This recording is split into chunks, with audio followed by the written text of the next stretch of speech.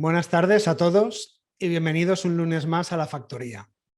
Nuestro propósito hoy es el mismo que el del resto de lunes: crear y compartir farmacia hospitalaria con todos aquellos profesionales sanitarios que nos estéis viendo, tanto en directo como aquellos que nos veáis en los vídeos cuando estén grabados en nuestra web. Aprovecho la ocasión para invitaros a que entréis en esta página web en www.lafactoria.com, donde podréis encontrar estos vídeos de todas las presentaciones de las semanas anteriores. Y donde, si no pasa nada, a partir del miércoles podréis ver en diferido las presentaciones de nuestros protagonistas de hoy. Aprovecho también para invitaros a todos a que forméis parte de esta experiencia como ponentes, a que seáis nuestros protagonistas. Toda la información que podáis necesitar la tenéis disponible en nuestra web, en el apartado ¿Quieres ser ponente? O simplemente poneros en contacto con nosotros o conmigo mismo por cualquiera de nuestros canales de comunicación. Si tienes una sesión impartida hace poco en tu servicio, si dispones de una publicación interesante, un proyecto o cualquier experiencia asistencial, ya sea de ámbito público o privado, no lo dudes y compártela con el resto de compañeros, porque solo así avanzamos como colectivo. Y si por desgracia estás en el paro, también puedes participar en la factoría. El otro día un compañero pensaba que por estar en el paro no podía participar, aunque sí que tenía cosas que contar. Por supuesto que podéis, animaros.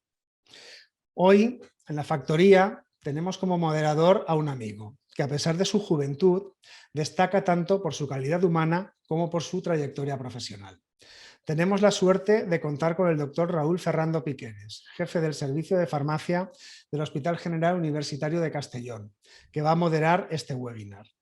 Y voy a aprovechar, aunque aún faltan unos días, para darle la enhorabuena públicamente, ya que el próximo 15 de mayo tomará las riendas de la Sociedad Valenciana de Farmacia Hospitalaria como su nuevo presidente. Enhorabuena, Raúl. Creo que la Sociedad Valenciana estará en muy buenas manos y que tienes un equipo de categoría, con Mónica Climente y con Amparo Tarens. Y muchas gracias por compartir esta tarde con nosotros. Ya sabes que esta también es tu casa y que tienes las puertas abiertas para volver las veces que quieras. Adelante, Raúl, todo tuyo. Muchas gracias, Javier. Un auténtico placer poder estar aquí esta tarde. La verdad es que me hacía mucha ilusión debutar en la factoría y pudiendo moderar una de vuestras mesas. Gracias a ti por la presentación. Espero contar con tu ayuda seguro en el proyecto de la Sociedad Valenciana, que seguro que te voy a necesitar, tus consejos y tu experiencia. Y quería también daros las gracias a Elisa, a Alejandra y a ti. Gracias por la factoría. Gracias por ser innovadores y ser disruptivos. Aunque te conozco hace mucho tiempo y no hay ningún equipo en el que tú no estés que no sea disruptivo y que no sea innovador. Yo recuerdo una de las primeras experiencias que viví contigo, que nos contabas a un grupo de compañeros farmacéuticos hace muchos años, que era el Min Manager, un programa para no gestión profesional, sino gestión de vida. Yo ya pensé en aquel momento, digo, este hombre va por delante de todos nosotros. Entonces, esa innovación que en este caso con Elisa y Alejandra habéis planteado, yo creo que es de agradecer. Yo creo personalmente que tiene un gran valor. Habéis desarrollado un proyecto diferente y tiene un gran valor porque no es un proyecto para vosotros, es un proyecto para nosotros, es un proyecto para los farmacéuticos de hospital, es una herramienta para compartir, es un medio para crecer y es en definitiva una fuente de conocimiento. Te agradezco tu ofrecimiento y voy a intentar colaborar todas las veces que sea posible, tanto yo como mi equipo, porque tengo la ilusión de ver evolucionar este proyecto, porque conociéndoos sé que lo habéis empezado con este formato y con esta metodología, pero lo vais a hacer crecer seguro en los próximos años. Hoy va a ser un gran lunes, ¿vale? Hoy va a ser un lunes de esos que saben a sábado, ¿no? Y uno los sábados, ¿qué hace? Pues los sábados se va con sus amigos a tomar cañas. O se iba, bueno, ahora ya esto ya es otra historia, parece un sueño. A ver, yo pienso que hoy es un lunes de los que nos vamos a ir con tres amigos a compartir experiencias con tres amigos que además son farmacéuticos de hospital y que y que tienen un futuro muy brillante por delante y con los que vamos a compartir este lunes que ya os digo que tiene sabor a sábado. Como es habitual en la metodología de la factoría, escucharemos primero las 3 presentaciones. Podéis ir haciendo cualquier tipo de pregunta que surja por el chat y al final compartiremos debate con los 3 y les trasladaremos esas preguntas. Por ello no me quiero extender tampoco más porque aquí lo importante son estos 3 amigos con los que vamos a compartir un lunes sábado y sin más adelante con el tema. La primera ponente es Gemma Miralles Andreu. Ella es R4 de Farmacia Hospitalaria del Hospital General Universitario de Elche. Gemma percibe la farmacia hospitalaria como una vocación de esfuerzo y de constancia, como así reflejan los másters en los que se ha metido durante esta residencia, como lo demuestra el desarrollo de su tesis doctoral. Yo coincidí con Gemma en la jornada de bienvenida de residentes de la Sociedad Valenciana, cuando ella era R1. Y recuerdo que en un análisis su temperamento era un temperamento pacificador y perfeccionista.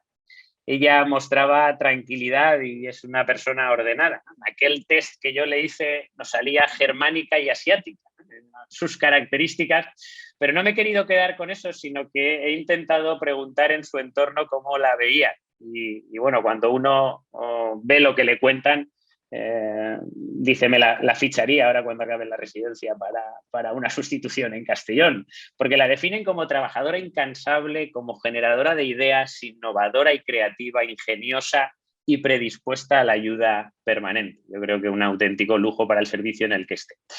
Gemma tiene muy claro que ser farmacéutico de hospital no es fruto del azar, y eso lo refleja también su leitmotiv: no esperes que las cosas lleguen, sino que sal a buscarlas. Y si hay algo que tenemos que salir a buscar todos de alguna manera es cómo narices cargarnos el tema este del COVID. Y tenemos la suerte de que Gemma nos va a hablar de las vacunas frente a la COVID-19, un reto a contrarreloj. Gemma, muchas gracias por estar esta tarde aquí, cuando quieras. Gracias, Raúl. Buenas tardes.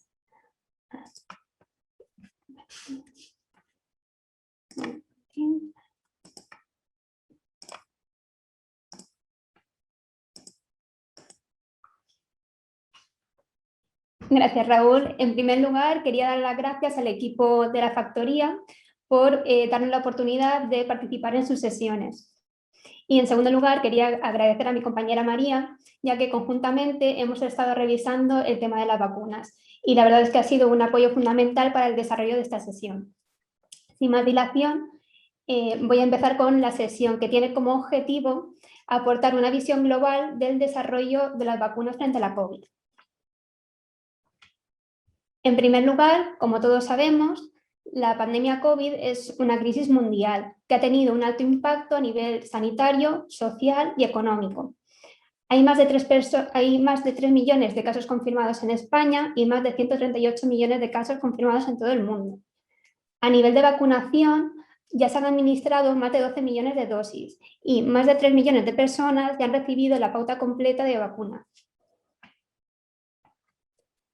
Aunque las medidas de salud pública adoptadas han conseguido reducir el número de contagios, es verdad que la vacunación es un componente clave para reducir la morbimortalidad asociada a este virus. El desarrollo de una vacuna sigue el desarrollo habitual, el desarrollo estándar de cualquier otro medicamento. A modo de recordatorio, decir que este desarrollo se inicia con una fase preclínica en la que se realizan ensayos in vitro a nivel de laboratorio e in vivo en animales, para así evaluar aspectos fundamentales como puede ser la toxicología, la calidad y la respuesta inmune. Después de esto se inician los ensayos clínicos en humanos. El primero de ellos es la fase 1, donde se trata de valorar la seguridad del medicamento. La fase 2, que tiene como objetivo la búsqueda de dosis y establecer una pauta posológica. La fase 3, donde ya de una manera más robusta se va a valorar la eficacia y la seguridad del medicamento. Y por último, la fase 4, que lo que pretende es ver los efectos a largo plazo de ese medicamento y sobre todo de una vez que el medicamento ya se ha comercializado. Todo este proceso es largo y suele tardar en torno a 4 o 7 años, y a la hora de ser testado se testan menos de 10.000 personas. En el caso de las vacunas COVID, este proceso ha llevado menos de un año y se ha conseguido testar entre 30.000 y 40.000 personas. ¿Cómo ha sido posible esto? Pues bien, en primer lugar, se trata de una emergencia mundial, donde se han sumado conocimientos, investigación, apoyo político, financiación. En segundo lugar, aun cumpliéndose escrupulosamente todas las fases del desarrollo de un medicamento, lo que se ha hecho es un solapamiento de las fases del desarrollo del medicamento, que ha permitido que se acorten los plazos de todo el desarrollo. Como todos habréis visto, esta imagen, en la parte superior se puede ver el desarrollo habitual de un medicamento y en la parte inferior se puede ver cómo se han desarrollado las vacunas frente a la COVID. Se observa que los plazos, las fases son más cortas y están solapadas. En tercer lugar, la mayoría de las vacunas van a ser evaluadas por la EMA en la Unión Europea y se van a autorizar por un procedimiento centralizado. Además, la EMA ha tenido un papel fundamental, un papel clave en todo este proceso, ya que ha ido evaluando constantemente todos los resultados de las distintas fases de desarrollo de la vacuna. Es decir, no se ha esperado a evaluar todos los datos de calidad, eficacia y seguridad una vez ya se ha terminado el desarrollo previo a la autorización de la comercialización, sino que después de cada fase se han ido evaluando. Esto es lo que se conoce como rolling review. Además, la EMA ha puesto en marcha una de las herramientas, que es la autorización de comercialización condicional. Esto permite que la aprobación y el acceso a los medicamentos sea más rápido y se suele utilizar en casos de emergencia sanitaria. A nivel legislativo, sabemos que el plazo para la autorización de un medicamento es de 210 días hábiles. En el caso de las vacunas COVID, la EMA lo ha reducido a 150 días hábiles. Ahora bien, centrándonos en los ensayos clínicos, ¿qué criterios se han seguido para medir la eficacia? Pues bien, las agencias reguladoras han recomendado como variable principal la prevención de la enfermedad COVID-19, entendiéndola como enfermedad sintomática. Sin embargo, si evaluamos los distintos ensayos de las vacunas que ya se han autorizado, vemos que existen diferencias en cuanto al tiempo de aparición de los síntomas y en cuanto a la definición de enfermedad sintomática por COVID-19. Otras variables secundarias que se evalúan, que estas sí que difieren más de unos ensayos a otros, es la reducción del número de personas infectadas, la reducción del número de casos graves de enfermedad o la reducción de la gravedad de la enfermedad, entendiéndola como número de hospitalizaciones, número de ventilación mecánica, número de mortalidad, etc.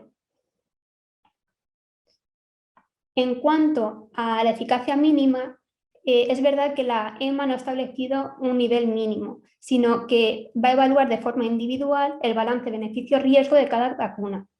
Los laboratorios sí que es verdad que deben garantizar que al menos esa eficacia sea de un 50%. Además, la medida de la gravedad también está estandarizada. La OMS publicó esta escala que va de un rango de 0 a 10 para poder medir de manera objetiva la gravedad de la enfermedad. Esta es la escala que se utiliza también en los ensayos clínicos de las vacunas. Con el tiempo tendremos más datos, más información sobre la prevención de casos asintomáticos, ver si las vacunas reducen o no la propagación del virus y realmente la eficacia de la vacuna en el mundo real. La unión de todos los esfuerzos que se están haciendo busca un objetivo común, que es generar la inmunidad de la población.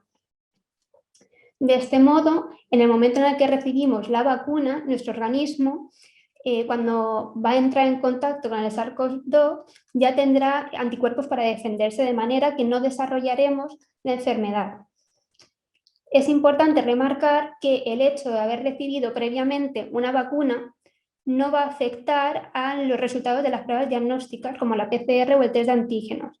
Sin embargo, sí que va a producir alteraciones en el perfil inmunológico.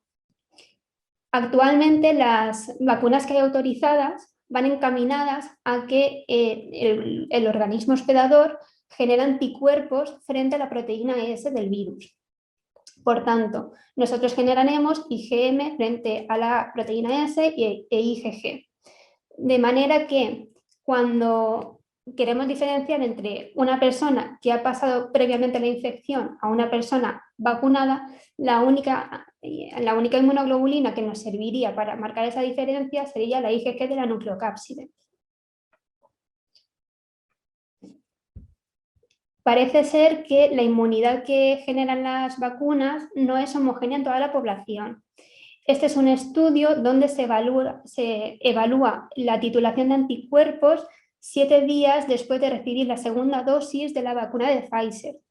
En él se vio que la titulación de anticuerpos en personas que habían recibido la vacuna era superior a la de pacientes que habían sufrido una enfermedad COVID previamente. Además, se vio que esta titulación de anticuerpos era menor en varones, personas con sobrepeso u obesidad y ancianos. En cuanto a las vacunas disponibles, este es un breve resumen de las vacunas autorizadas o próximas a su autorización. Podemos ver Pfizer, Moderna, AstraZeneca, todas ellas muy conocidas y cada una con un mecanismo de acción. A modo de repaso, veamos los distintos tipos de vacunas que tenemos. En función de que se inserten en el hospedador, podemos diferenciarlas en vacunas víricas, de las cuales pueden emplear el propio virus, en este caso sería el SARS-CoV-2, u otro virus como vector. Después tenemos vacunas proteicas, en este caso lo que más se está utilizando son aquellas que están constituidas por la proteína de la espícula, la proteína S. Y por último, las vacunas de material genético, como las vacunas de ARN. Estas son las vacunas más avanzadas en su desarrollo, clasificadas según el tipo al que pertenecen. En cualquier caso, de las vacunas autorizadas hasta el momento, independientemente del tipo al que pertenezcan, el objetivo que buscan es crear una respuesta inmunológica frente a la proteína S. Dentro de las vacunas de ARN vamos a encontrar principalmente la vacuna de Pfizer y la vacuna de Moderna, que ya están autorizadas en España, y después una tercera vacuna, la vacuna de CureVac, que ha iniciado recientemente la fase 3 de desarrollo y que tienen en común que todas son 2 dosis y se administran de los días 0 y 21 o 0 y 28. En cuanto al perfil de seguridad, las reacciones adversas más reportadas son reacciones leves y destacan pues, la fiebre, las cefaleas y las mialgias. Dentro de las vacunas víricas vamos a encontrar por una parte las vacunas de vectores virales no replicativos, donde ya se observan más diferencias en cuanto al número de dosis y al tiempo a la hora de poner de qué tiempo administrar cada una. Así pues, Janssen y CanSino constan de una sola dosis, mientras que Sputnik y AstraZeneca constan de 2 dosis. Sputnik espaciada 21 días y AstraZeneca 12 semanas. En cuanto al perfil de seguridad, en este caso de AstraZeneca, por ser la única que se ha estado administrando en España hasta el momento, las reacciones adversas son leves y similares a las del resto de vacunas. Sin embargo, todos hemos oído hablar de los casos de trombosis relacionados con esta vacuna. A pesar de ello y dada su baja incidencia, la EMA, en su último comunicado, aboga porque los beneficios de la vacuna superan los riesgos y, por tanto, se recomienda continuar con su administración. De las vacunas de virus inactivados encontramos Sinopharm y Sinovac, que están ambas aprobadas en China, entre otros países. Tenemos otra tercera que sería Bharat, todavía en desarrollo, y la cuarta Covivac. Esta vacuna está aprobada exclusivamente en Rusia y como característica se aprobó su administración estando todavía en fase 2. En cuanto a las vacunas de subunidades proteicas, todas ellas se encuentran en desarrollo y están basadas en la proteína S. Encontramos Novavax, la vacuna de Sanofi GSK y Epivac Coronavac, que esta última, de nuevo, está aprobada exclusivamente en Rusia. Ahora bien, vistas las vacunas, ¿podemos inmunizar a todos los grupos de edad? A pesar de que los niños no son propensos a desarrollar una enfermedad grave por COVID-19, puede que el objetivo de inmunizar a este colectivo no sea prevenir esta enfermedad, sino más bien otros fines como reducir la transmisión de nuevas variantes, eliminar posibles reservorios del SARS-CoV-2 o una inmunización colectiva. Es por ello que se están llevando a cabo varios ensayos clínicos para ver la eficacia y la seguridad de las vacunas en este colectivo. Aquí cabe remarcar que la única vacuna que está autorizada entre el grupo de edad de 16 y 17 años es la de Pfizer. En cuanto al embarazo y la lactancia, también debemos decir de que actualmente hay ensayos clínicos en curso, en fase de reclutamiento. A pesar de ello, la CDC y la Sociedad Americana de Ginecología y Obstetricia recomienda ofrecer la vacunación a las personas embarazadas y lactantes y que sea una decisión individual. Esto se basa principalmente en los resultados de la aplicación V6, donde no se ha visto una mayor incidencia de complicaciones en las embarazadas que habían recibido la vacuna frente a aquellas que no se habían vacunado. Además, esto está respaldado por algún estudio que hay publicado, donde se ha visto que no hay mayor riesgo de complicaciones asociadas al embarazo y que además durante la lactancia se ha visto que en la leche materna y en el cordón umbilical se detectan inmunoglobulinas protectoras de la madre frente al virus. Bien, ya hemos visto las vacunas que hay comercializadas, pero ¿qué es lo que nos espera? Pues esto es lo que nos viene encima. Multitud de vacunas en desarrollo, 88 en estadio clínico y 184 en etapas preclínicas y, como veis, de distintos tipos. Son vacunas que requieren diferentes dosis y de diferentes vías de administración y que vamos a tener que estar actualizados y saber gestionar cómo administrar y tanto su conservación como su distribución. Por tanto, todavía nos queda mucho trabajo por delante y hay muchas dudas que tenemos que aclarar y el papel del farmacéutico es fundamental en todo este proceso. Esto es todo. Gracias. Muchas gracias, Gemma. Yo creo que has dicho una frase ahí que es muy certera, que es lo que se nos viene encima. Porque si ya no nos aclaramos con 4 vacunas, con todo lo que viene por detrás, la cosa puede ser espectacular. Muchísimas gracias. Yo creo que era necesario una fotografía del escenario vacunal y seguro que surge alguna pregunta y al final te la podemos trasladar. Muchas gracias otra vez, Gemma. Bueno, segundo ponente, seguimos avanzando en este lunes sabático del que estamos disfrutando. El segundo ponente es Juan Eduardo Mejías Bericat. Él es farmacéutico del Hospital Universitario y Politécnico La Fe de Valencia. Juane, que conoceréis la gran mayoría, ha destacado en los últimos años por sus logros y por sus publicaciones en el campo de la hematología, hemofilia, en sus estudios y desde el punto de vista de la farmacocinética y la farmacogenética, y seguro que todos hemos leído o lo hemos oído hablar en algún foro, porque yo creo que sin ningún pudor, aunque a lo mejor él pueda decir que no, pero lo podemos considerar un referente en este campo y yo creo que todos hemos aprendido algo. Juane, que tengo la suerte de conocer también desde hace bastantes años, es una persona que destaca profesional que destaca por su esfuerzo y por su constancia, pero sobre todo por la ilusión que le pone a su profesión y al igual que ocurría con Gemma y posiblemente con la gran mayoría de todos nosotros, él también considera su profesión como una vocación, ¿no?, a la que ha podido llegar y a la que ha podido acceder. La visión conjunta, podríamos decir, de farmacia hospitalaria para Juane tal vez podría, según lo que él me ha contado, podría resumirse en ayudar a nuestros pacientes mejorando los resultados clínicos a través del trabajo en equipo.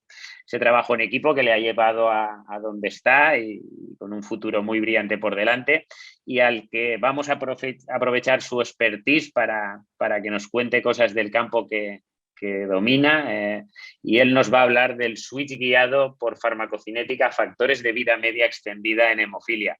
Juane, muchas gracias por estar esta tarde y gracias por compartir con nosotros todo tu conocimiento. Cuando quieras. Muchísimas gracias por tus palabras, Raúl, y muchísimas gracias a la Factoría por contar conmigo para dar esta sesión. Como bien ha dicho, voy a hablar sobre el switch guiado por farmacocinética a factores de vía media extendida en hemofilia. Soy Juan Mejías, farmacéutico del Hospital La Fe. Todos conocéis estas variables de farmacocinética, pero quizá no suena tanto su aplicación en el campo de la hemofilia. Cuando hablamos de la semividad plasmática es importante porque nos permite detectar a pacientes con semividad plasmática corta, que son los que van a tener una mayor exposición a niveles por debajo del 1%, aumentando el riesgo de aparición de sangrado, que sería un poco el límite que marcaría lo que es una hemofilia grave, la situación basal. El nivel pico, en cambio, cuanto mayor es la prevención frente a los sangrados traumáticos o relacionados con el ejercicio. Por eso siempre se intenta que el paciente haga coincidir las administraciones con los momentos de mayor actividad. Los niveles valle lo que nos van a prevenir es la aparición de sangrados espontáneos, y el área bajo la curva, que cada vez tiene más importancia con la aparición de estos nuevos factores, lo que previene es a la aparición de sangrados subclínicos, que son los que no detectamos habitualmente, y además maximiza la ventana de protección. Cuanto mayor es el área bajo la curva, más protegidos estamos frente a todo tipo de sangrados. Durante muchos años la única manera de hacer una farmacocinética era por el método individualizado, es decir, obtener entre 9 y 11 muestras en un periodo de 48 a 72 horas, lo que con un lavado previo de 72 horas. Esto resultaba muy poco conveniente tanto para pacientes como para los propios sanitarios, y gracias al desarrollo de muchas herramientas basadas en el teorema de Bayes y en los modelos poblacionales, hoy en día podemos, con un número muy limitado de muestras, poder obtener una buena estimación de la farmacocinética de cada uno de los pacientes. Como podéis ver aquí, esta curva roja sería el modelo poblacional para pacientes con el mismo factor y una edad y peso similar a nuestro paciente, y esta curva naranja representaría con mucha probabilidad la curva farmacocinética de este paciente, ya que es la que más se asemeja a la curva poblacional y que además cruza estos dos puntos. ¿Qué objetivos buscamos para emplear la farmacocinética en la hemofilia? Básicamente 4 objetivos. Conocer el perfil individualizado de nuestro paciente.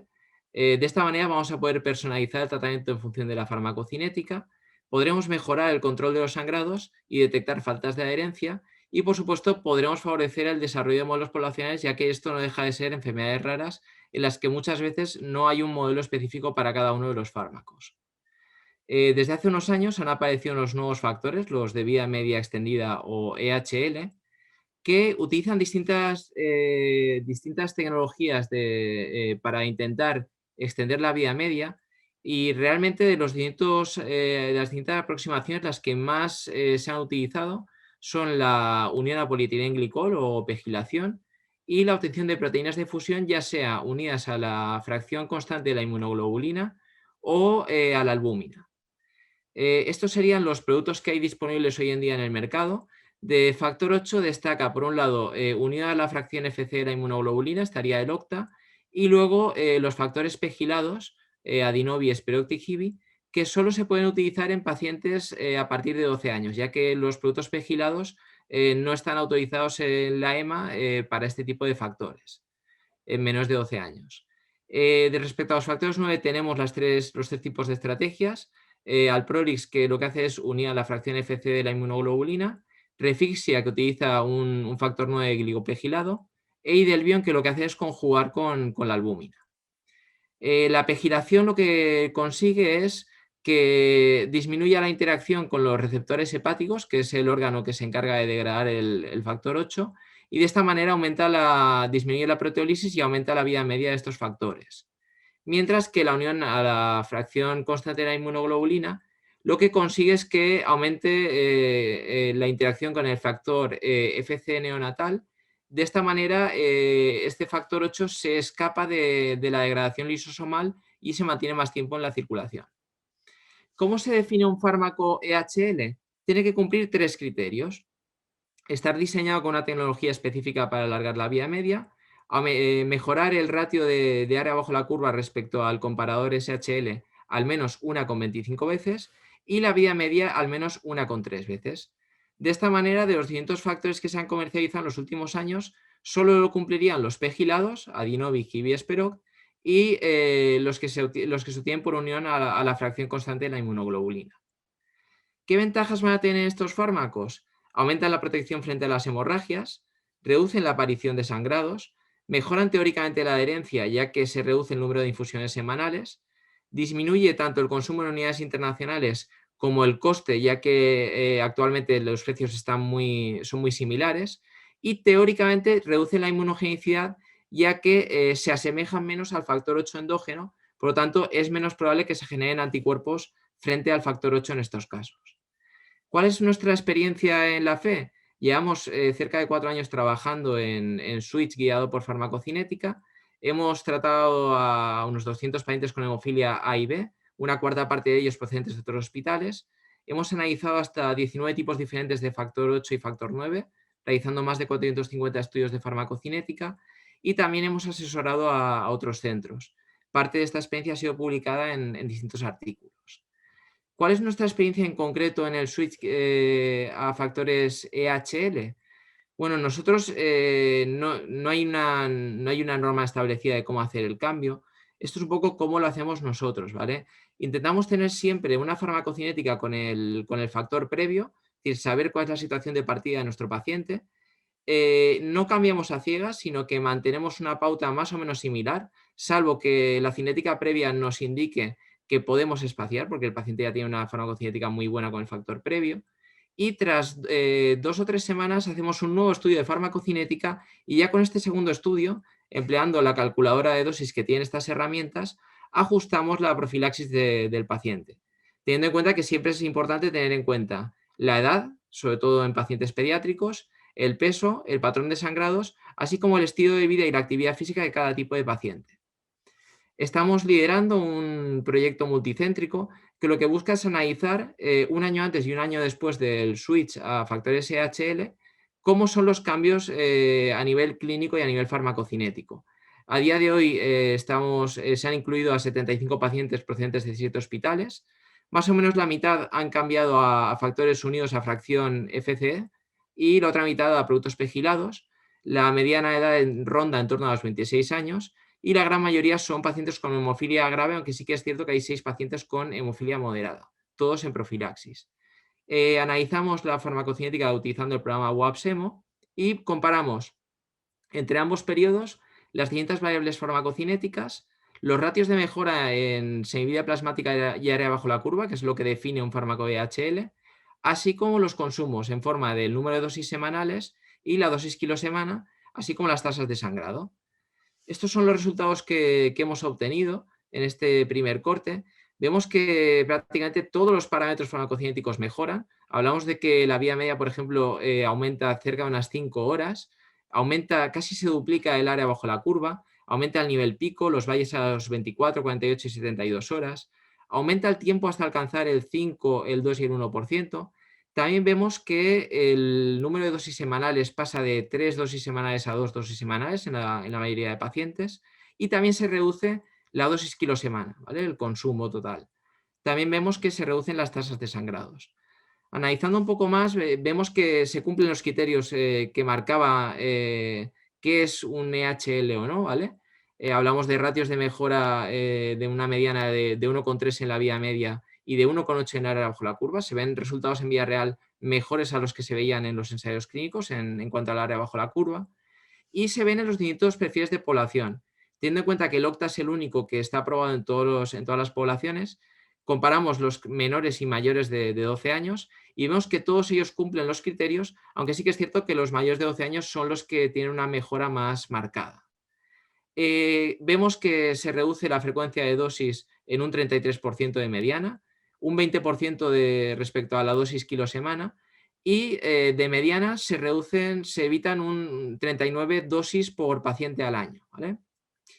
También vemos que hay una reducción importante en las tasas de sangrados, tanto los sangrados totales como los articulares. Los totales pasan de una mediana de 2 a una mediana de 0 y los articulares de una mediana de 1 a una mediana de 0. De igual manera, el objetivo global que se busca siempre, que es una tasa de sangrados 0, a nivel total veíamos que antes del cambio solo un 27% tenía 0 sangrados, ahora hablamos de cerca de un 58%, y en cuanto a los articulares pasamos de unos 72 a unos 74 o 74%. Si comparamos los pacientes que han cambiado a un factor o a otro, teniendo en cuenta que esta comparación no es del todo adecuada, ya que no es como antes, que era un modelo cruzado donde el mismo paciente era su propio comparador. Aquí comparamos poblaciones que son pacientes diferentes. Comparando solo los pacientes adultos, vemos que no hay apenas diferencia en casi ninguno de los parámetros. Sí que se ve una ligera mejoría en los pegilados frente a los que se unen a fracción FC, y sí que vemos una ligera diferencia en cuanto a la dosificación. Los factores unidos a fracción FC se dosifican un poco a dosis más altas que los pegilados. Se reducen también los costes, ¿vale? Esto es una aproximación que habría que ver luego con los consumos globales, pero bueno, si la mediana de reducción estaba en torno a 14 unidades por kilo semana y la mediana de peso de los pacientes es de 69 kilos, a una igualdad de precios, que es lo que ocurre con muchos de estos factores, hablaríamos de que cada semana por paciente ahorraríamos unos 460 euros, lo que al año repercute en unos 24.000 euros por paciente. También tenemos experiencia en cambio a factores 9 de tipo EHL. Publicamos este caso clínico, que es el primer paciente tratado con Idelvion fuera del ensayo clínico, y aquí lo que vimos es que comparábamos 6 meses antes y 6 meses después, se reducía el consumo en unidades por kilo cerca de un 70%, cerca de un 60% se reducía la frecuencia de infusión, y el coste sí que es cierto que aumentaba con el coste que tenían en ese momento. Hay que tener en cuenta que en ese momento no estaban aprobados en España y que solo se aprobaban en momentos concretos, ¿vale? Siempre que la comunidad autónoma así lo decidiera. Que en la situación actual en la que estos productos ya están incluidos en la cartera de servicios de la EMS, ¿vale? Los precios han bajado y este coste directo hablaríamos ahora de que estaría más o menos en un 17%, aunque si tenemos en cuenta los costes globales por GRD, realmente el coste es muy, muy similar. Ejemplos prácticos, ¿vale? Un paciente nuestro de aquí era FE. Paciente adulto con hemofilia B grave que tenía hemartos de repetición, sobre todo en el codo derecho, por la atropatía hemofílica que tenía. Pasa de 2 dosis semanales a una sola dosis semanal, mejora espectacularmente la vida media y consigue valles de 12% y desaparecen por completo los sangrados. Este caso sería completamente diferente. Es un niño de 8 años que tenía de 1 a 2 hemartos al año de tipo traumático, llegaba a estar con una dosis semanal o a veces incluso 2 dosis a la semana, pasa a una dosis cada 2 semanas, consigue valles del 8% y también han desaparecido los sangrados. Además, esto tiene un impacto importante también en la actividad física. Las últimas recomendaciones internacionales hablan de distintos umbrales en función del tipo de actividad física. Hablaríamos de un 1 o un 3% en momentos sedentarios, 3-5% cuando la actividad es leve o moderada y entre un 5 y un 15% cuando la actividad física es elevada. Hoy disponemos de aplicaciones móviles que permiten, con esta farmacocinética, saber el nivel estimado del factor en cada momento, de manera que el paciente puede adaptar su actividad física. De esta manera presentamos al Congreso Americano de Hematología la primera experiencia con los primeros pacientes que cambiaron a pegilado y vimos que realmente el tipo de actividad física que podían hacer antes, que sería la curva azul, con la que pueden hacer ahora en función de los niveles valle, cambia por completo. Ahora prácticamente en las primeras 48 horas pueden hacer actividades fuertes y a partir de las 72 horas actividades moderadas, cuando antes solo podían hacer a las 24 o 48 horas. Y lo más importante, lo pueden hacer de forma segura, sin aparición de sangrados.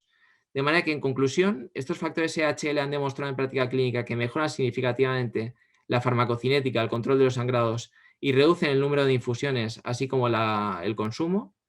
Permiten individualizar la profilaxis de forma racional, con una potencial reducción del coste de los tratamientos. Y además, si adecuamos tanto el nivel de factor como la actividad física, podemos ayudar a que el paciente adecue su actividad física en función del nivel y reduzca la aparición de sangrados. Y, por supuesto, dar las gracias a todo el equipo del Hospital de la Fe, a la unidad de trombosis y hemostasia, con la que hemos podido llevar a cabo estos estudios. Muchas gracias. Muchas gracias, Juane. La verdad que son datos espectaculares y tu experiencia en el trabajo multidisciplinar pues ha visto sus frutos con todas esas publicaciones y con todos los datos que nos has mostrado. A mí me ha parecido muy espectacular ya la primera diapositiva, ¿no? en la que uno ve que el prevenir esas múltiples posibles sangrados no cabe sin el conocimiento del Cmin, del Cmax, del área bajo la curva y por lo tanto de la monitorización farmacocinética. Es una herramienta vital, ¿no? No sé si se puede hacer sin farmacocinética. Entiendo que no, porque la necesidad es espectacular. Y en este entorno que tú has dicho también, que ahora ha cambiado por haberse definido un precio financiación de estos fármacos y ya estar disponibles en nuestro país, pues yo creo que el empleo de estos factores de vida media extendida es un punto clave para la mejora de la eficiencia de estos tratamientos y así lo irán mostrando los datos que yo entiendo que día a día iréis sacando. Muchísimas gracias, Juane. Espectacular. Bueno, esperemos alguna pregunta para el final y pasamos ya a la tercera ronda. Esta ronda la va a pagar Cristina. De este lunes especial. Bueno, tenemos con nosotros a Cristina Álvarez Asteinza. Ella es R3 del Hospital Universitario Central de Asturias. Ella estudió en Santiago de Compostela, donde hizo las prácticas tuteladas en el Hospital Clínico Universitario. Y compartimos algo los dos, y es que ella dice que vio su futuro, ¿no? Y su vocación en esas prácticas tuteladas, y a mí me pasó lo mismo. Yo no tenía muy claro qué era la farmacia hospitalaria y al hacer las prácticas tuteladas me di cuenta de que era una opción. Pues en eso Cristina y yo tenemos la misma visión de nuestro futuro cambió a partir de aquel momento. Esa vocación que ella descubre en sus prácticas en Santiago ya está en marcha. Ella está exprimiendo a tope la residencia al máximo, con una formación continua, sumándose a numerosos proyectos y, como ella dice, muy atenta a cualquier nueva oportunidad que se pueda gestionar en su entorno. Cristina tiene muy claro cuál es su motivación diaria y creo que para un sanitario es fundamental y deberíamos copiar todos de ella. Ella piensa que su motivación pasa por la capacidad que la farmacia hospitalaria le da de mejorar la vida de los pacientes a los que atiende. Como consecuencia, como también me ha contado, de esa formación continua y de estar atenta a cualquier proyecto que ha surgido a su alrededor, bueno, pues le ha permitido hoy estar aquí para presentarnos unos datos que yo creo que son muy importantes. Va a hablarnos sobre el tratamiento antifúngico de la aspergilosis y la mucormicosis y con isavuconazol. Cristina, muchísimas gracias por estar aquí y como tú bien dices, por sumarte a cualquier nuevo proyecto, incluido el de la factoría, que hoy te agradecemos que te sumes a él y que quizás sea una de las muchas otras veces que puedas volver. Cristina, cuando quieras. Vale. Bueno, gracias, Raúl.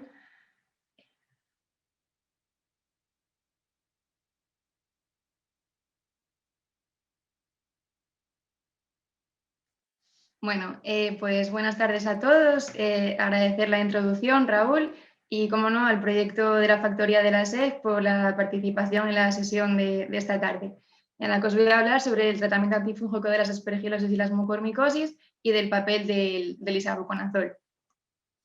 Bueno, primeramente haremos una breve descripción y definición de las patologías, después hablaremos del tratamiento antifúngico general y, por último, más datos del isavuconazol concretamente. Bueno, pues como todos conoceréis, las infecciones fúngicas invasivas afectan sobre todo a pacientes inmunocomprometidos, aumentando su morbimortalidad, ya que cuantitativamente Cándida es el principal patógeno causal de estas infecciones fúngicas invasivas. En los pacientes inmunodeprimidos van a tener especial relevancia las infecciones por hongos filamentosos oportunistas. Y hoy vamos a hablar de dos infecciones en concreto, de las aspergilosis y de las mucormicosis. Las primeras son infecciones causadas por hongos del género de los aspergillus, y aunque no se van a dar de forma específica en pacientes con hemopatías malignas y receptores de trasplantes halogénicos, sí que va a ser el grupo mayormente afectado. El principal órgano implicado va a ser el pulmón, aunque puede afectar a múltiples órganos y sistemas, como puede ser a nivel del sistema nervioso central. El principal hongo causal de la infección va a ser Aspergillus fumigatus, que además está viendo que cada vez más aparecen cepas resistentes a los azoles. Y como factores predisponentes más importantes, citar la terapia con corticoides y las neutropenias persistentes. La otra patología, las mucormicosis, son infecciones extremadamente raras que se dan por hongos del género de los mucorales. El principal factor de riesgo para desarrollar estas patologías es la diabetes mellitus descompensada, sobre todo la cetoacidosis, y el principal órgano afectado es el pulmón, pero también a nivel rinoorbitario cerebral.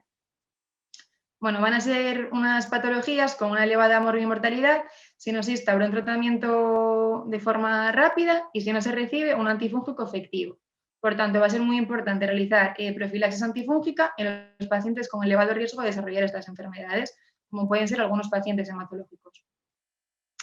Respecto al tratamiento, pues podemos dividirlo en tres grandes grupos: los polienos como la anfotericina B, los azoles como isavuconazol, voriconazol o posaconazol, y las equinocandinas, la casco y la nidurafungina.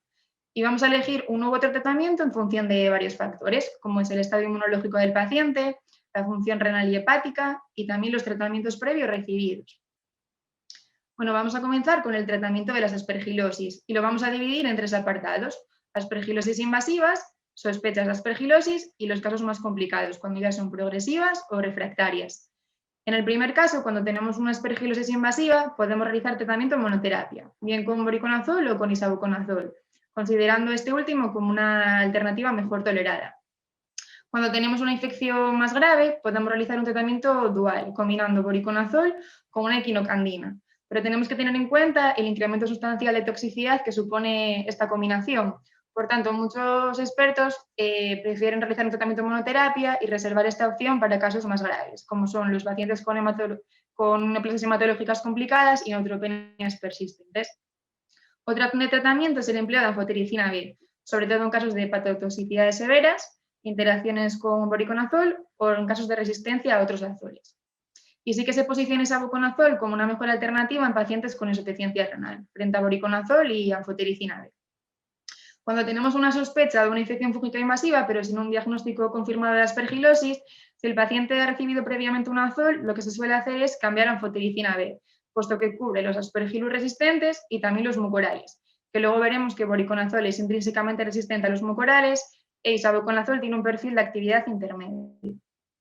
Los casos más complicados, cuando tenemos una aspergilosis invasiva que es progresiva o refractaria a varios tratamientos, en ese caso lo que primero tenemos que hacer es confirmar el germen para ver que lo estamos tratando bien al paciente, medir la concentración de antifúngico sérica para ver si es efectiva, si es suficiente, y en los casos en los que sea posible hay que intentar disminuir el grado de inmunosupresión. ¿Qué se suele hacer? Pues cambiar empíricamente el tratamiento antiinfúngico, generalmente anfotericina B liposomal, y ya cuando tenemos un aspergillus confirmado hay que realizar un tratamiento combinado, asociando un azol y una equinocandina. Y en este punto recordar que la única que tiene indicación en ficha técnica es la caspofungina, a pesar de que en muchos hospitales se utiliza también la nidurafungina. Respecto al tratamiento con voriconazol, pues todos conocemos la clásica toxicidad ocular que se suele producir con el fármaco, que se suele producir al inicio del tratamiento y que generalmente es reversible y transitoria.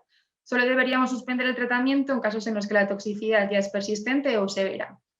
Y en casos de CMIs mayores de 2 para Aspergillus fumigatus, que se considera que tiene un perfil intermedio a voriconazol, en este caso sí se espera una alta probabilidad de fracaso la monoterapia con voriconazol. Por tanto, sí que está justificado realizar un tratamiento combinado, asociando voriconazol, una equinocandina o anfotericina B. Bueno, os he puesto en esta diapositiva algunos antifúngicos que están en vías de desarrollo, un poco para que nos vayan sonando a todos. Algunos están estudiando en monoterapia, otros asociados a azoles, otros como tratamientos secuenciales. Bueno, los he puesto aquí para que nos suenen un poco y, bueno, pues quizá a lo mejor sean opciones a considerar en el futuro. Respecto a la duración del tratamiento, no hay datos de una duración óptima, sino que va a depender de varios factores, como la localización de la infección, de la enfermedad de base, del grado de inmunodepresión y de cómo está siendo la respuesta al tratamiento. Generalmente se suele continuar hasta resolución de los signos y los síntomas o hasta estabilización de las anomalías radiográficas. Esto supone un mínimo de 6 a 12 semanas, lo que pasa que muchos pacientes están meses a tratamiento o incluso años. La otra patología, las mucormicosis, veíamos que eran enfermedades muy raras en los que el diagnóstico, el inicio de tratamiento precoz va a ser muy importante en la eficacia del tratamiento. En este caso sí que hay una primera línea de elección clara, que es la anfotericina B liposomal a dosis altas de 5 miligramos por kilo, y sí que se reserva el isavuconazol y el posaconazol como un tratamiento secuencial o como tratamiento de rescate del mismo. Y siempre que sea posible hay que asociarlo al tratamiento quirúrgico de debridamiento, porque se ha visto que sí que aumenta mucho la eficacia del tratamiento antifúngico. Ahora que nos vamos a centrar más concretamente en el papel del isavuconazol. El isavuconazol es un fármaco del grupo de los azoles, concretamente un triazol, y se administra en forma de profármaco, de sulfato de isavuconazonio. El sulfato de isavuconazonio se va a hidrolizar por las estearasas plasmáticas, liberando la forma activa de isavuconazol. Este fármaco lo que va a hacer es inhibir el paso del anosterol al ergosterol, y así se va a debilitar la síntesis de la membrana del hongo. Los mecanismos de resistencia más conocidos del fármaco son la mutación en los genes que codifican la enzima diana, que son el CYP51A y el CYP51B.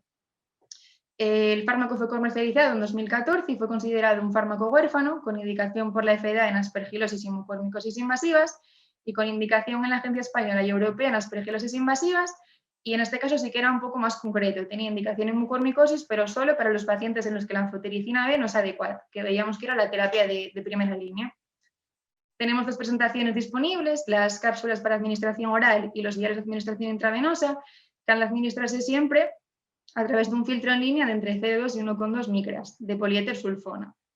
En este caso, la posología de la forma oral intravenosa va a ser la misma, puesto que se ha visto que la biodisponibilidad de la forma oral es muy elevada, de un 98%. Tenemos que realizar una dosis de carga durante los 2 primeros días de 200 miligramos cada 8 horas y después pasaríamos a una dosis de mantenimiento de 200 miligramos diarios. Bueno, la ficha técnica de isavuconazol de las cápsulas establece que se tienen que tragar enteras sin poder machacar, masticar, disolver, abrir, pero esta vez supone un reto en la administración de los pacientes. Muchos pacientes están con sondas nasogástricas, con osteostomías. Bueno, si bien es cierto que tenemos disponible la forma intravenosa que podemos administrarla a muchos pacientes, pues todos conocemos las ventajas que supone la administración por vía enteral frente a la intravenosa, sobre todo por el aumento sustancial de las infecciones. Bueno, se han empezado a publicar algunos estudios, es verdad que en bajo número de pacientes, que sí que valoran pues, la posibilidad de abrir las cápsulas de isavuconazol y administrarlas por sonda. Y bueno, se ha visto que con respecto a la vía oral intravenosa se alcanzan concentraciones plasmáticas suficientes. Pues bueno, se podría considerar como una alternativa en la administración. El espectro de isavuconazol es muy amplio, es activo contra la mayoría de las cepas de cándida, incluso las resistentes a otros azoles, es activo frente a Aspergillus, frente a Cryptococcus, y también tiene un perfil de actividad intermedio frente a los mucorales. En esta diapositiva vemos que boriconazol y fluconazol son intrínsecamente resistentes a los mucorales, también las candinas, por eso siempre se trataban con anfotericina B en primera línea, y también vemos que fluconazol es intrínsecamente resistente a los Aspergillus. Bueno, isavuconazol tiene algunas ventajas respecto a la forma de administración con respecto a otros azoles. Se puede administrar tanto con alimento como en ayunas, a diferencia de boriconazol, ¿no? Que todos conocemos que hay que administrarlo separado de los alimentos. Va a tener un metabolismo hepático a través del CYP 3A4 y 3A5, con el incremento sustancial de toxicidad que se puede producir a este nivel, ¿no? Con las interacciones. Y va a tener una eliminación dual, más o menos mitad y mitad, a través del riñón y en heces. Isavuconazol tiene el problema de que no tiene indicación en pacientes menores de edad, pero tiene la ventaja de que no requiere ajustes de dosis en pacientes mayores de 65 años y tampoco en pacientes con insuficiencia renal, al contrario que boriconazol intravenoso, ¿no? Que todos conocemos que no hay que administrarlo con aclaramientos menores de 50 por el conocido excipiente, por las ciclodestrinas. La anfotericina B también requiere ajustes de dosis en pacientes con insuficiencia renal. En insuficiencia hepática, cuando tenemos un child A y un child B, tampoco requiere ajustes de dosis y no se ha establecido para el child C. Voriconazol pues también tendría que tener un ajuste de dosis en insuficiencia hepática en la dosis de mantenimiento para Child A y Child B. Y como muchos fármacos, pues no tiene indicación en el embarazo ni en la lactancia, salvo que el beneficio supere el riesgo, y además se ha visto que se excreta en la leche materna. Bueno, fueron dos los estudios pivotales que llevaron a la aprobación del fármaco, el SECURE para aspergilosis y el VITAL para mucormicosis. En este caso solamente me voy a centrar en el estudio de las aspergilosis. Fue un estudio fase 3, aleatorizado, doble ciego y de no inferioridad, en el que se aleatorizó a 582 pacientes, la mayoría de ellos en cifras de más de un 80% con neoplasias hematológicas y receptores de trasplantes. Nos incluyeron en gran medida otro perfil de pacientes y se aleatorizó uno a uno a recibir voriconazol o isavuconazol, en este caso el voriconazol a dosis fijas. La duración del tratamiento tuvo una duración máxima de 84 días y una media de 45. Se excluyeron, como ya decíamos, los pacientes menores de edad, algunos pacientes con un grado de disfunción hepática concreto y los aclaramientos menores de 50. La variable principal del estudio fue la mortalidad en el día 42 por todas las causas, que se vio que era del 19% para el isavuconazol y del 20% para el voriconazol, demostrando así la no inferioridad de isavuconazol frente a voriconazol. Bueno, cuando se publicó el IPT del fármaco se establecía que había que clarificar algunos aspectos en el futuro, ¿no? Que de algunos han ido obteniendo más información y de otros pues todavía tenemos que investigar un poquito más. Uno de ellos era el uso en pediatría. Como decíamos, isavuconazol no tiene indicación en pacientes menores de edad, pero ya se han publicado varias series de casos, tanto en profilaxis como en tratamiento en pacientes pediátricos, sobre todo hematológicos, en los que se ve que el fármaco es efectivo y seguro. Y bueno, la conocida página Pediamecum, ya desde septiembre del año pasado, también establece recomendaciones posológicas en este grupo de edad, de 1 a 17 años. Y bueno, se debería utilizar en casos muy seleccionados, ¿no? Otro aspecto a clarificar era la seguridad a largo plazo. Como veíamos, el estudio SECURE solo tuvo una duración máxima de tratamiento de 84 días, con una mediana de 45, pero bueno, sí que se han publicado varias series de casos con duraciones prolongadas. Nos sirve de ejemplo el caso anterior pediátrico, en el que vemos que el rango de duración de tratamiento iba desde 6 a 523 días. Otro aspecto era el estudio en otras poblaciones de riesgo. Como veíamos, el estudio pivotal prácticamente solo incluía pacientes hematológicos o receptores de trasplantes alogénicos. Incluían en baja proporción otros pacientes que también tienen elevado riesgo de desarrollar esta patología, las aspergilosis, como por ejemplo los pacientes con EPOC. Y aunque no se han realizado estudios posteriores en otros pacientes, sí que empiezan a publicarse series de casos de otros pacientes y bueno, os he puesto aquí una guía del manejo de aspergilosis en pacientes COVID, ¿no? Y que hay bastantes publicaciones al respecto. Otro aspecto era la necesidad de monitorizar los niveles de isavuconazol. En los estudios se vio que había una cinética proporcional hasta 600 miligramos al día, que recordemos que era la dosis de carga durante los 2 primeros días y 1/3 de la dosis de mantenimiento. Por tanto, pues, la mayoría de las guías nos recomiendan monitorizar los niveles de forma rutinaria. Lo que se fue viendo en algún estudio posterior era que no se alcanzaban concentraciones plasmáticas suficientes en algunos grupos de pacientes, como por ejemplo los pacientes con ECMO, sometidos a terapias de reemplazo renal.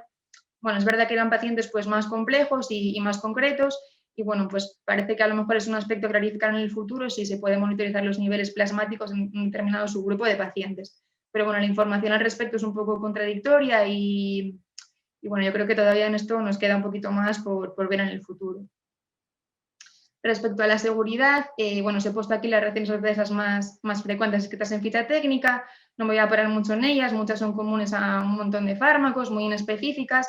Las más frecuentes son las gastrointestinales. Lo que se vio en el estudio pivotal es que la frecuencia de eventos adversos relacionados con el fármaco eran de forma significativa menor con isavuconazol respecto a voriconazol, un 42 versus un 60%. Y que además esto era especialmente relevante a nivel de 3 órganos o sistemas, como eran la piel, a nivel ocular y hepatobiliar. Lo que pasa que recordemos que en el estudio pivotal no se monitorizaban los niveles de voriconazol, sino que se utilizaban dosis fijas. Entonces, bueno, lo que se vio en estudios posteriores, aunque es verdad que en un bajo número de pacientes, era que, como parece razonable, si se monitorizaban los niveles de voriconazol, esta toxicidad hepática alcanzada era menor con voriconazol respecto a isavuconazol.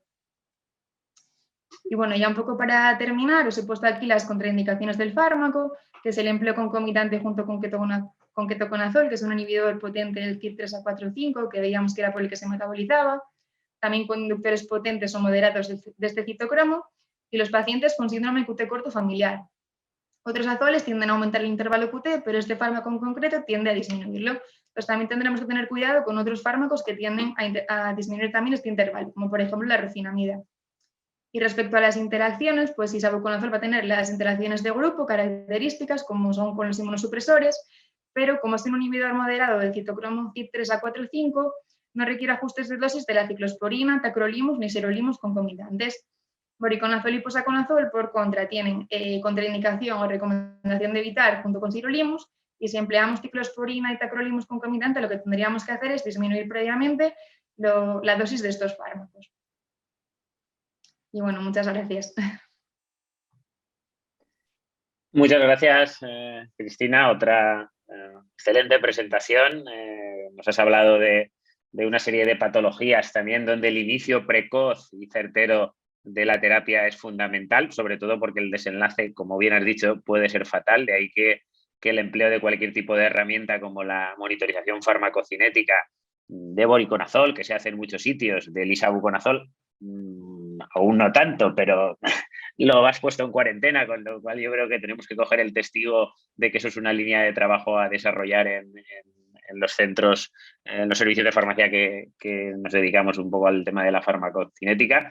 Ya has hablado también de una serie de opciones futuras, ¿no? Aquí son tratamientos donde es muy importante reservar, ¿vale? Porque en algún momento puedes necesitar una alternativa y lo que viene, aunque no sabemos. No sé si sabré decir el nombre de lo que viene cuando llegue, pero bueno, por lo menos sabemos también que ahí detrás hay opciones terapéuticas importantes para este tipo de patologías y para este escenario. Muchísimas gracias, Cristina. Muchísimas gracias a los tres, Gemma, Juane, por haberos ajustado al tiempo, lo que nos permite por lo menos intentar, si no un debate, hacer alguna pregunta de vuestros temas para que podamos comentar y extendernos en alguna cosa. Yo tengo alguna pregunta, de manera que voy a aprovechar yo mientras por si alguien quiere mandar por chat alguna alternativa. Gemma, por orden de intervención, vacunas, ¿no? Ese escenario de no sé qué ola será, pero la ola que viene ahora es vacunal.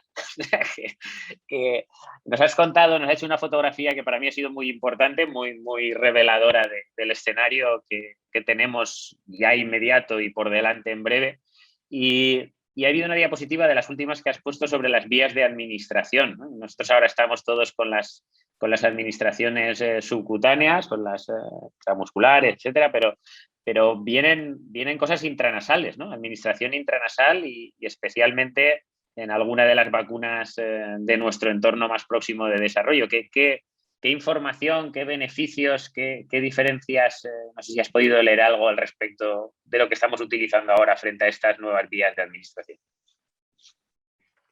Pues sí, Raúl, sí que es verdad que de la vía intranasal no es la frecuente, pero no es la primera vez que se desarrolla una vacuna, porque para la gripe sí que hay una vacuna desarrollada, por tanto, no es una vía de administración nueva, pero concretamente la vacuna española, que es la que más se está escuchando, ¿vale? Que está en una fase preclínica, todavía va a tardar si en el caso de que salga adelante, pero parece que es prometedora y si lo pensamos fríamente, la vía de entrada del virus al organismo es la vía respiratoria, que lo que buscan estas vacunas es de alguna manera aumentar la respuesta inmune en las mucosas de la vía respiratoria para contener la infección.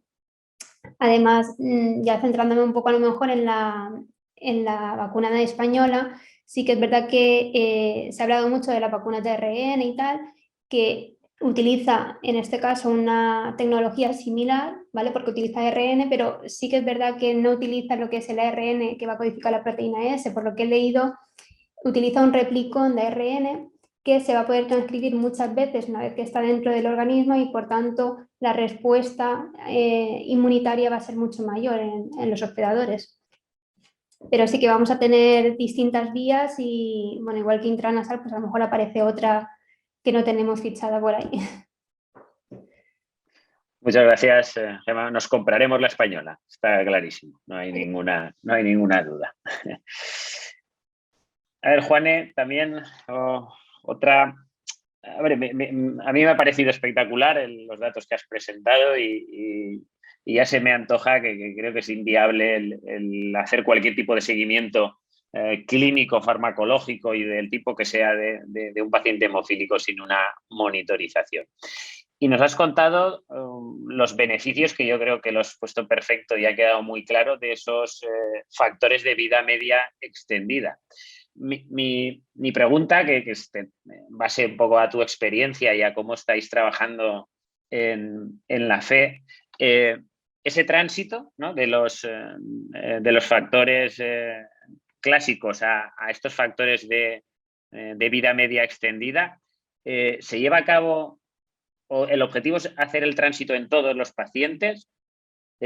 Si la respuesta es no, pues me gustaría que me dijeras en qué pacientes son en los que se prioriza este cambio a factores extendidos. Y si la respuesta es sí, igualmente habrá que ir haciendo escalonadamente, ¿no? Y habrá algún paciente que se beneficie, un tipo de paciente, un perfil que se beneficiará de una manera más directa de un cambio inmediato y no demorándolo y pasando a estos más directamente. En definitiva, si hay un perfil de paciente más candidato al beneficio, que yo creo que es claro, pero si es para todos, para unos, que nos cuentes un poco esa experiencia vuestra. A ver, nosotros al principio sí que es verdad que no buscamos primero empezar para los pacientes que pensábamos que era más prioritario, pues pacientes con vías medias cortas, con mal control de los sangrados, con mucha actividad física, niños con malos accesos venosos o pacientes sedentarios, pero que por ser muy mayores o tener mucha artropatía y malos accesos venosos creíamos que se podían beneficiar más. Pero cuando ya empezamos a analizar un poco los datos y sobre todo en el momento en que los precios prácticamente se han igualado, ahora mismo no utilizar estos factores es tirar dinero. Entonces, yo creo que nosotros hemos cambiado el chip y estamos prácticamente cambiando a la gran mayoría de pacientes. Con los 9 también, o sea, con los 9 también la mejora es espectacular. Y quizá la duda viene porque, claro, ya no solo es que han coincidido en el tiempo con otros abordajes, que ya es la terapia no sustitutiva, los subcutáneos y tal, que ahí sí que va a haber un poco más de duda para ver a qué pacientes se ponen y no.